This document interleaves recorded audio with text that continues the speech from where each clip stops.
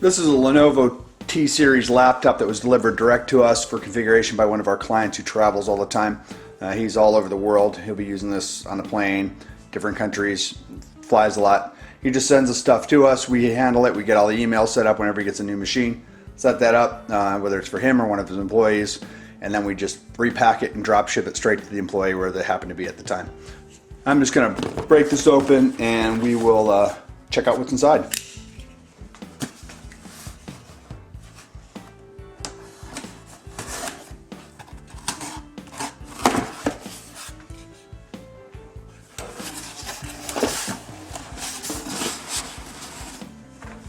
So what we've got is a Lenovo ThinkPad T440p. I don't recall what the specs on this machine are. I think it's got 4 gigs of RAM and an i5 processor. I don't know the processor speed, but we'll find that out soon enough.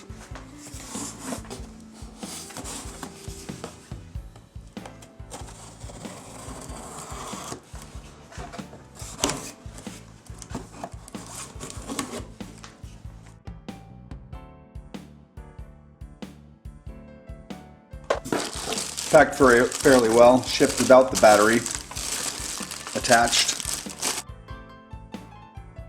This is likely loaded with Windows 7 Professional. However, all these new machines are coming with Windows 7 Professional, but without the media to reinstall Windows 7 Professional. Got the slim power charger, adapter if you want to call it that. And then the standard battery, not the extended one. The extended one is quite a bit larger, has a bump that sticks out the back if I'm not mistaken. And then our media recovery discs. Battery installation is really easy, it just slips right in. We've got a lock on one side to keep it from coming out accidentally. I'm sure there's a little charge in this, but I'm going to go ahead and plug this in. I don't like starting these things up with a partially dead battery.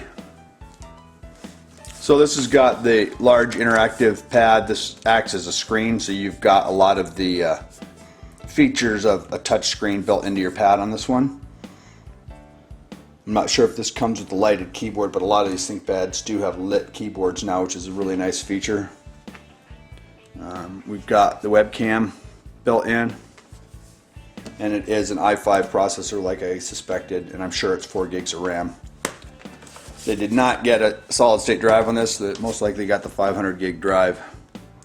We've got a mini display port on here, your USB ports, VGA connector for an external monitor, and headphone jack.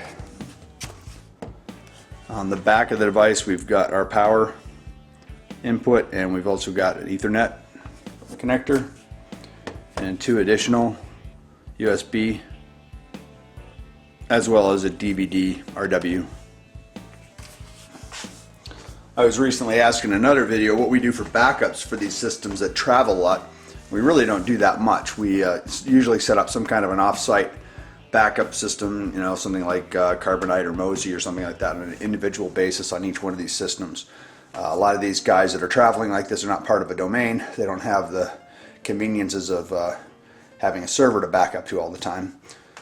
One particular commenter was asking about whether we used Clonezilla to back up devices, and you can do that if you want to store some image files on a network attached storage device or something, so that it's faster to build the machine back to what it was before.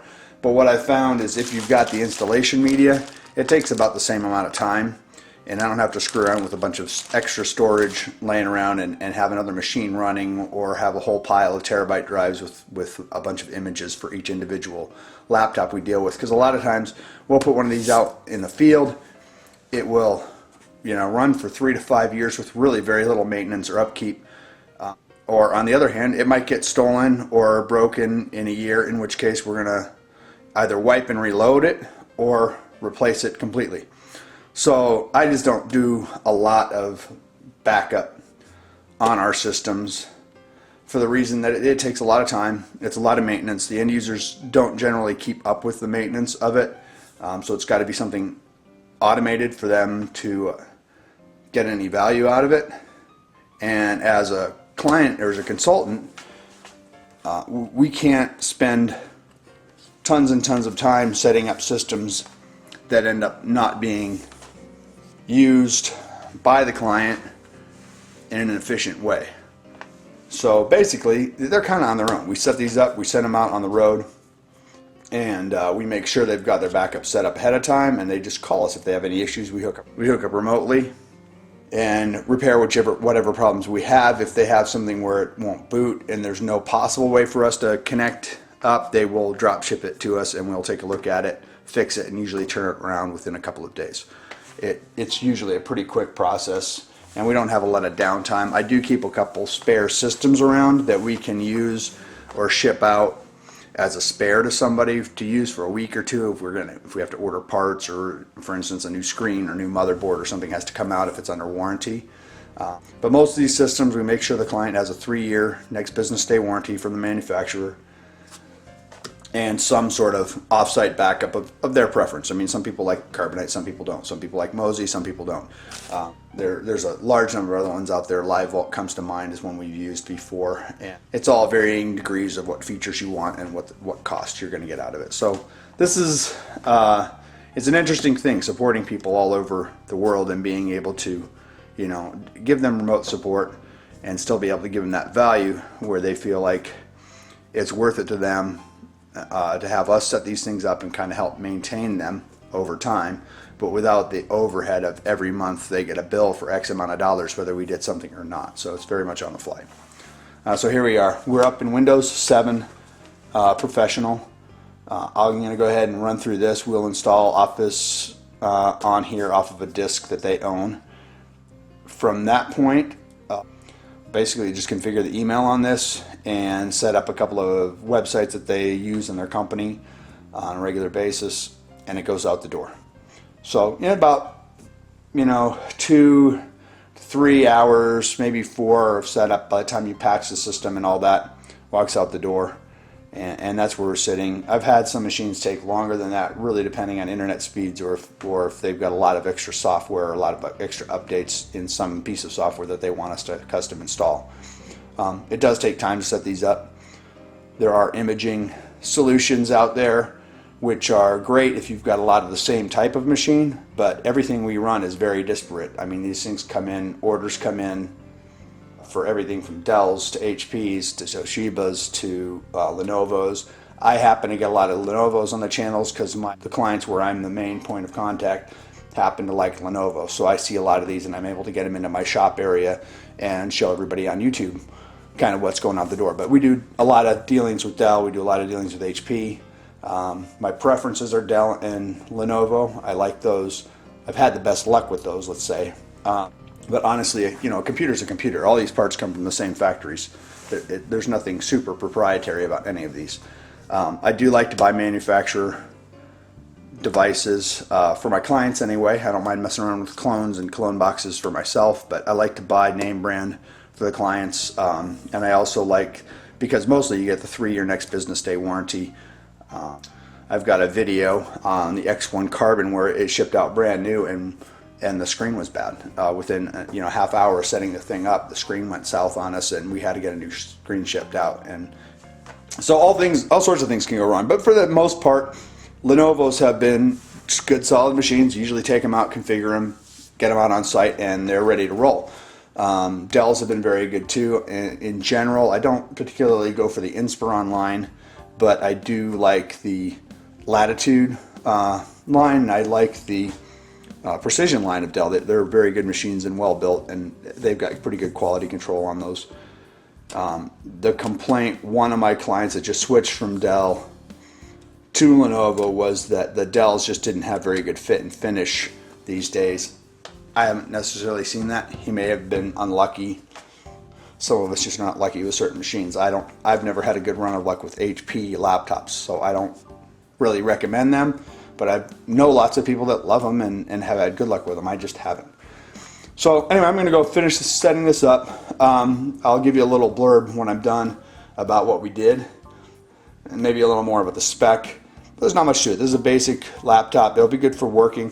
If it's a home user, this would be fine for playing some midline video games on it. It's got the i5 processor and 4 gigs of RAM, so it'll run pretty good. It does not have a discrete video card in it, which would be not ideal for video games, but many video games will run fine on this if you tweak the settings a little bit.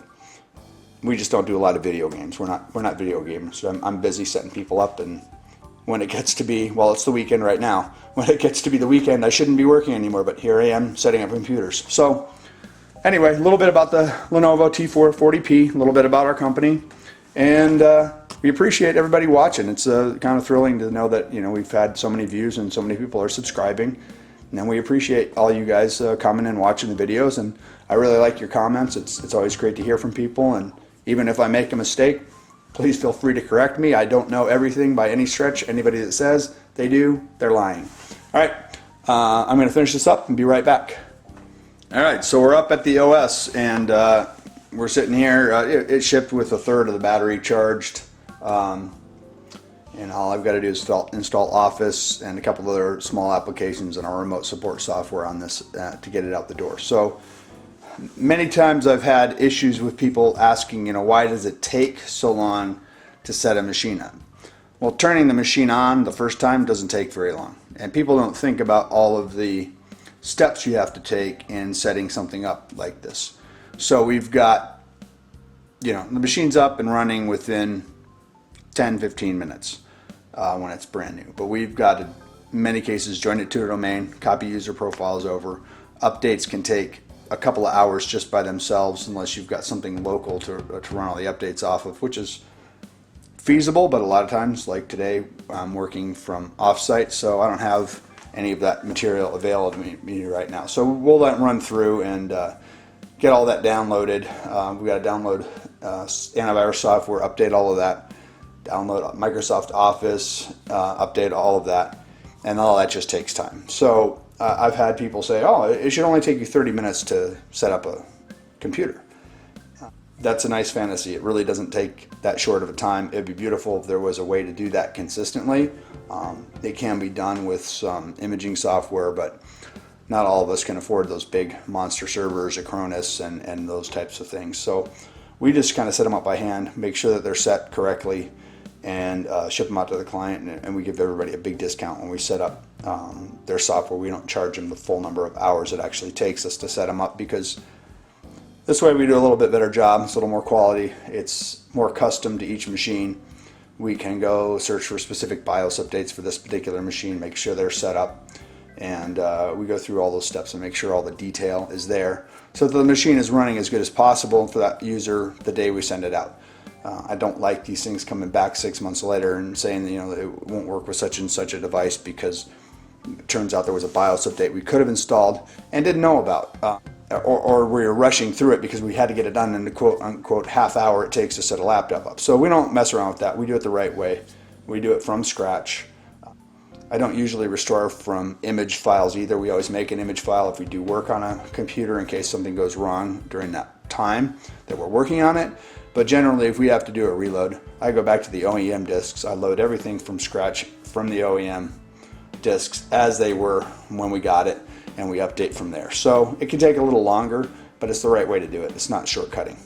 So anyway, thanks for watching. Appreciate all the views, appreciate all the subscriptions. Please subscribe below, and have a great spring coming up here. Thanks for watching. Bye.